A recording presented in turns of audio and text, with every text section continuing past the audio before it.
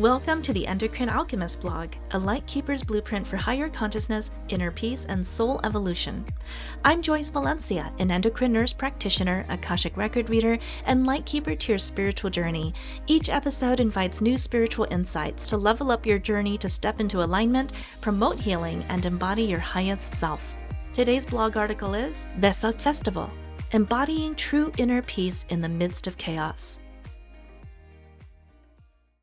I skipped lunch at work, agreeing to see patients in this time in lieu of an early departure. I left work early for Vesak Festival 2026. This would be my first time experiencing it, not as an observer of culture, but as a participant in something deeply spiritual, something alive. I was there to learn. The Vesak Festival is an international holiday also known as Buddha Day to commemorate the birth, enlightenment, and passing away of Gautama Buddha. Naturally, we celebrate the teachings of Buddha, which instill peace, empathy, and compassion for others. The event was hosted by the Vietnamese Buddhist community in Northern California, and at its heart was Venerable Bhikkhu Paññākāra, who led the Walk for Peace pilgrimage to Washington, D.C. from October 2025 to February 2026. With San Jose having a rich Vietnamese population, this world-renowned Buddhist monk guest spoke on what it means to adopt true peace from within our modern daily lives. Even before I saw him clearly, I felt him. There are some presences that enter a space not with noise, but with a kind of authority that softens everything around them. As he began his walk through the crowd, something remarkable happened. Hundreds of people moving, yet a deafening silence, almost eerie in the most sacred way, enveloped the open space. Police officers gently parted the crowd with a quiet reverence. And there he was, walking with a kind of regal stillness. It was not regal in the worldly sense, but in a wholly untouchable way. My breath caught in my throat as I observed Venerable Bhikkhu Paññākāra walking in his traditional robes, barefoot, and with Aloka, his loyal peace dog, by his side. Time seemed to stand still in that fleeting moment. I was fortunate to find a patch of grass to the left of the stage. It was quite literally a front row seat to something I didn't yet realize would challenge me as much as it would inspire me. In the outskirts of the crowd and to my left, cutting through the air like a blade, was the blaring voice of a group of street preachers. Their megaphone pierced the air with declarations of sin and fear, warnings of God's wrath, condemnations of homosexuality, and demands for repentance. They were strong representatives of Christianity. At first, I was outraged. It felt deeply disrespectful, not only to the monk, but to the sacredness of the gathering itself. There was an immaturity in their delivery, a lack of awareness due to ignorance, and I could feel my body respond with a tight chest, racing thoughts, tachycardia, and that familiar surge of heat rising within me.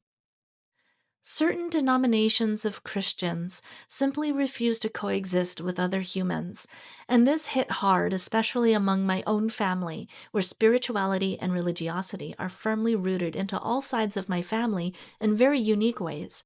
But then I shifted my energy.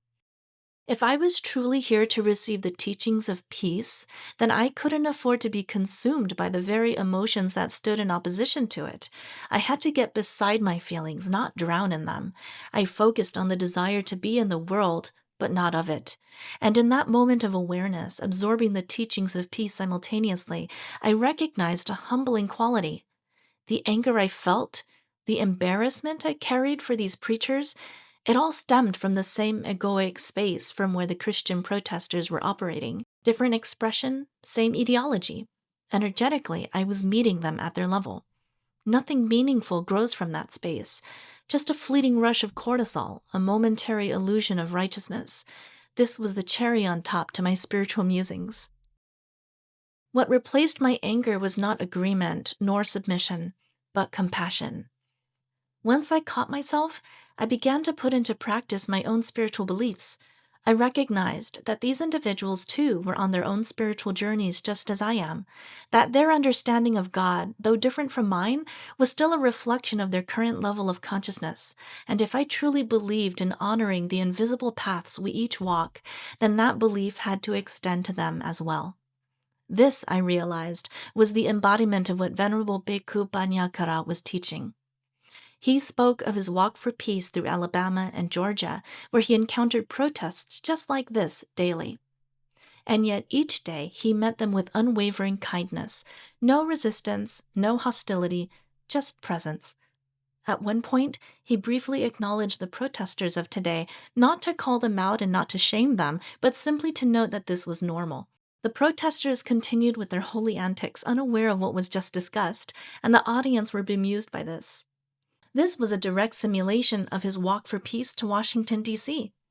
There was no trace of disdain in his voice, only acceptance and profound compassion.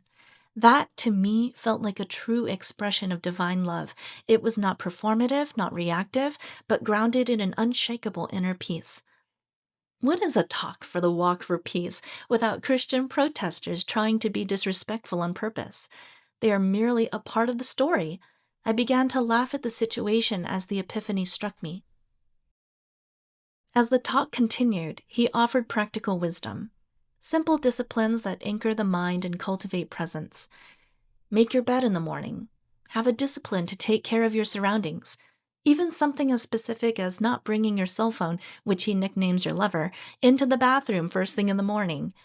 These were invitations for mindfulness, practicing intention in the smallest of actions because it matters. We subsequently walked a silent peace walk around Lake Cunningham Park, an immersive example of his larger pilgrimage toward Washington, D.C. earlier this year. As the attendees stood up and began their walk, a woman's voice sounded off in the speakers. Energy was swirling all around me, and I had to ground myself to hear her. She gave the instructions. No talking out of respect to others. Just focus on peace through breath and through each step of the way. Like a child, I looked over my shoulder as I was ushered in the direction of the peace walk, seeing the protesters left behind in the distance. Then the noise began to dissipate, both externally and within me. Each step became a meditation, each breath an anchor. And gradually the harsh voices that once felt so intrusive dissolved into the background as I slowly walked away from them, like static losing its signal. It was peace. A quiet, expansive kind of peace that didn't demand attention but gently filled the space. Walking through the beauty of Lake Cunningham in that state hit differently. My senses were more vivid, more alive. I was more grounded. I wasn't just observing nature. No, I was becoming part of it. By the end of the walk, we were given red bracelets blessed by the monks, a simple token which carried the weight of the experience. As I reflect on that day, I can honestly say it was more than just attending a festival. It was a moment of growth and a spiritual checkpoint. It was a phenomenal lived lesson in emotional intelligence, in humility, and in compassion. Vesak for me became more than a cultural celebration. It became a mirror, one that showed me not only where I stand on my journey, but where I am being called to rise.